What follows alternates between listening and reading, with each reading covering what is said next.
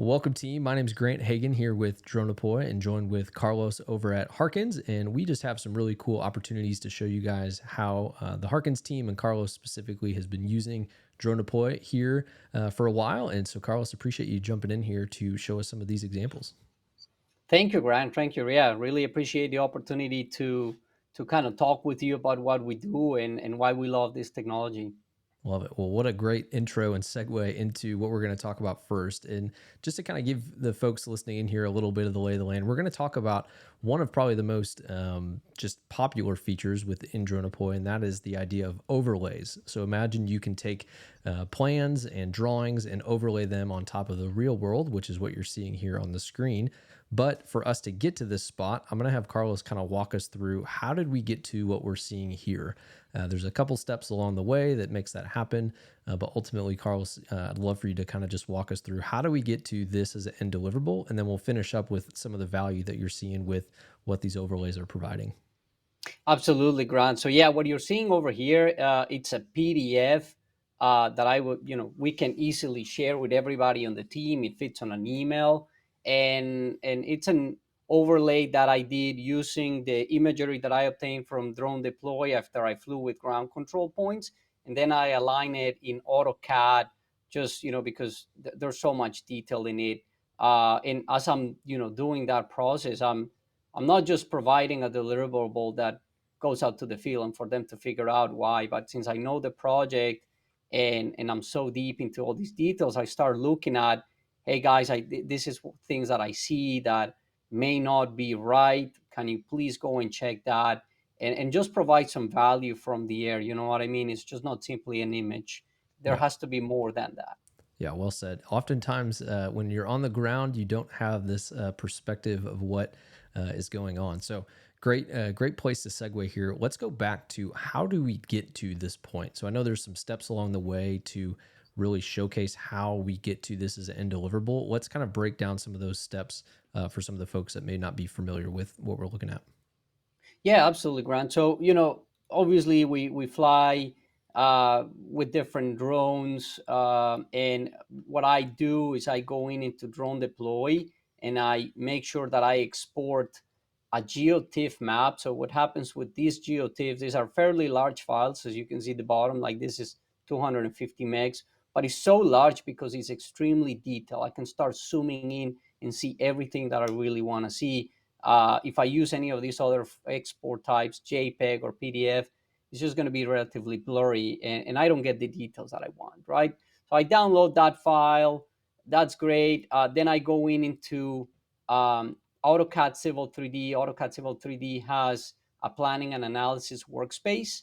And what that allows me to do is to import that file with its world coordinates. So the the picture know where it lives in the world, and therefore I am able to align it very, very accurately with these AutoCAD files. So I mean, I can just show you here that I can get very close in, and you can see the curved lines how they match, like very, very precisely. I'm not aligning manually. These are things that are worked through with the surveyor, and therefore I know I can trust them very much, right? I'm not just like wiggle, haphazardly trying to put an overlay. Maybe it matches, maybe it doesn't, and that's how I can start going in, creating a PDF and start annotating because I can start looking at different details. So once I create that PDF, I start looking at what could be in the wrong place. Just a quick example here, looking at it from the air, it looked like these pipe stub-ups may or may not be in the field. So now we can just take a closer look at that. Yeah. I want to take a little bit more of a step backwards. So, you and I know that this is created from many different aerial images that are captured to make that full high resolution map. Can you walk us through how does that actually happen? Obviously, this is a pretty large job site. How does DroneDeploy actually capture those images, and how does it process that into this deliverable that you're seeing here? So let me see if I follow, Grant. So Yeah, what go we're for it. talking about is, what do we do out in the field with this drone? How do we import all that information into DroneDeploy? Yeah, exactly. I'm assuming I can't just go out and get a top-down view with one photo of this job. So You're right. how do you capture this job if you can't just get an overall top-down view? Yeah, so obviously going back to drone deploy, one of the most important parts of it is kind of the flight planning of this job. As we begin the job, what we want to create, and let me just try to have different flight plans for different types of applications. What I start doing is understanding the parameters that I want to fly from, the detail that I want to get in. Really, drone deploy is extremely user friendly, so I just really need to tell it, hey, what is the area where I want to fly, my altitude? Do I want to get some additional details? And depending on the drone that you use, if it's compatible with drone deploy, like the DJI Mavics, or we also have hotels, then we just fly this orthophoto with a grid pattern to obtain all of the pictures, and then we upload them to drone deploy.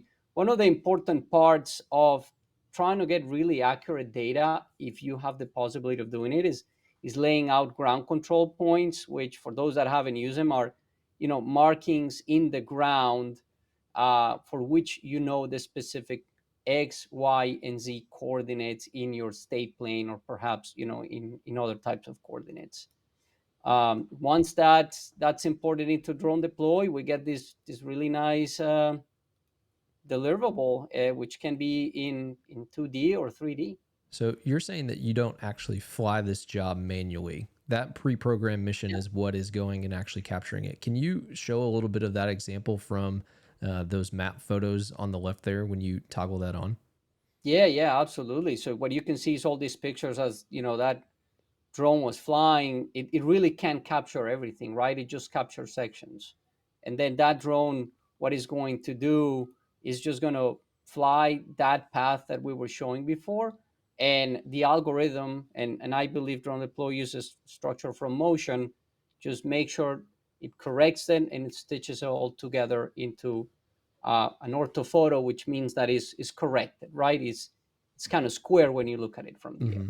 And you mentioned that it's not just the high resolution map. What when you say that it's also a 3D reconstruction or a model, what does that model view look like down there at that middle section?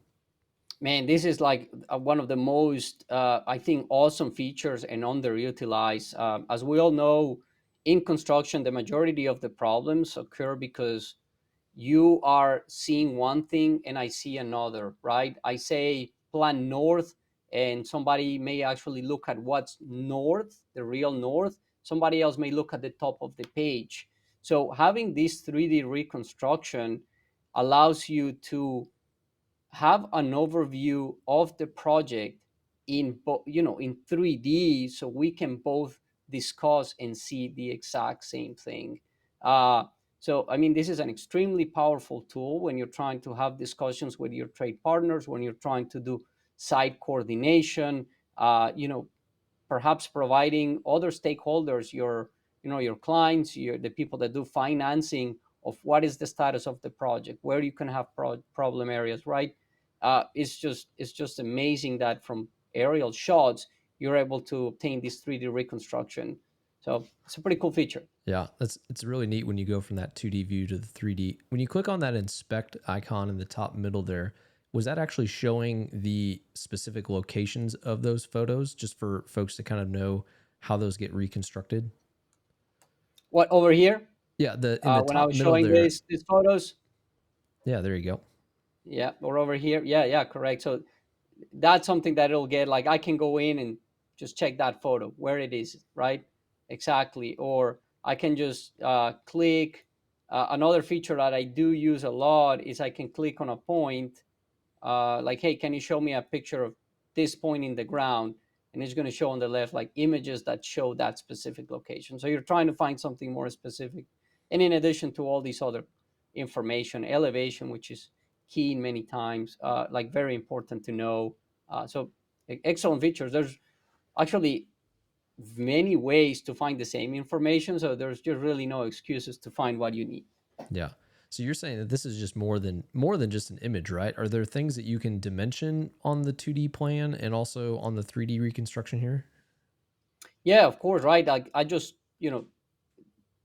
selected the location tool, and it gave me coordinates, northern, eastern, and this is the local coordinates and the elevation. But there's a lot of other tools that we use. For example, if we want to figure out how much fencing do I have, I can just, quickly go through distance, and it'll show me all of these measurement, right? I have 516 feet of fencing. Rather quickly, it'll tell me, what the difference in elevation is.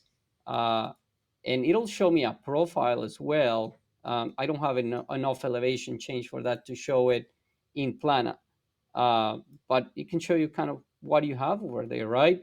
You can measure area. We can measure stockpiles, which is something that has become like the norm nowadays, even with our site contractors, just so we all are in the same page. We don't have disputes about how to measure a stockpile.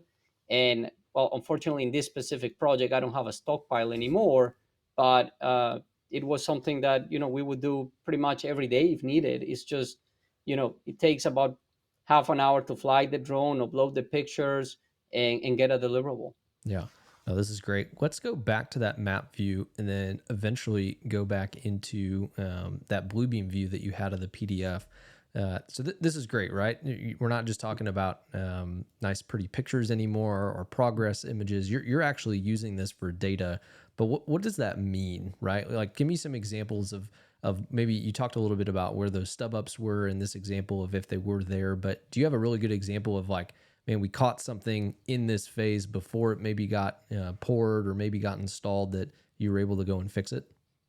Yeah, so a couple of examples. This is an example I have here from a couple of projects ago. This was kind of as I was first getting started with those overlays. I was actually using like almost like Photoshop to align them, but this is how we got the idea of how we getting started. And you can see I have my underground plumbing exposed, and there are things that I saw like, hey, we still don't have cleanouts, although we said the we install all the piping. And really cool, another thing that happened in this project, I just had to put it like this for everybody to understand it, openly, is like right before a pour, I think it was the day before, I flew the drone. I decided to do the overlays, and I saw that something was really not aligned. So I just sent this quick image to my concrete trade partner, and lo and behold, that column was actually formed in the wrong place.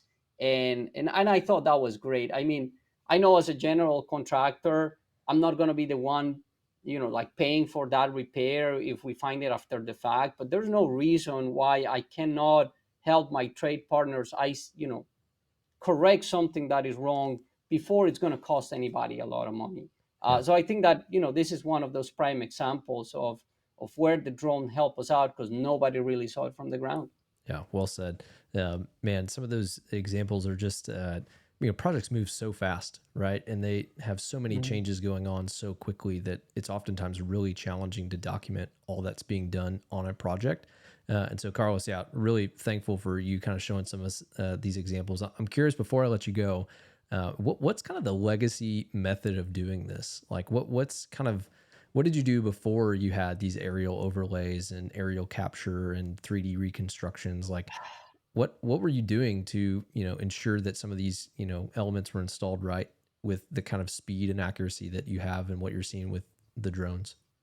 Man, I'm just going to tell you, it's a lot of hours in the field, uh, a lot of tape, long distances, a lot of errors, and, bouncing your head. So I think it's a lot of hours, really. Anything can be done with any method, right? You can measure with stakes that are 1 foot. You can measure with 25-foot long tapes. You can measure with 100 long foot tapes. But it's how long does it take? How much error are you willing to to take as you're doing those measurements? And we were just walking everywhere trying to find controls, and sometimes those controls, got wiped out because somebody walked on top of them, whatever, like that. So now from the air, as we lay out those ground control points, and we use some other layout equipment, is there's really no reason why I cannot fly. I mean, it has to be rainy or snowy, of course I can't fly my drone there.